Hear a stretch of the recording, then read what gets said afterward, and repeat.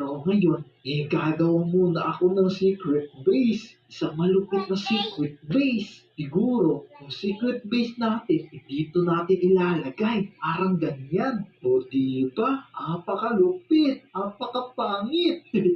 Tapos, magbutas tayo dito ng ganyan. Tapos, lalagyan natin to ng kahoy. I-extend pa natin to. I-extend lang natin to ng i-extend. Tapos, lalagyan natin dito ng mga ganyan. Ayan, ganyan. Tinakpan ko na para kumpleto talaga. Tapos, syempre, maglalagay tayo ng ilaw para maliwanag tingnan. Maglalagay tayo ng mga piston dito. Ganyan siguro. Tapos, maglalagay ulit tayo ng dalawang piston na pa ganyan. Tatanggalin natin to. Tapos, lalagyan natin ng mga bookshelf dyan para kumpleto talaga. Lalagyan pala natin to ulit dito ng dalawang piston. Parang ganyan. Medyo nakalimutan ko na kasi to eh.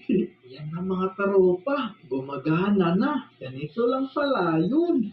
Yung secret base natin, dito natin ilalagay sa pinakababa. Yan.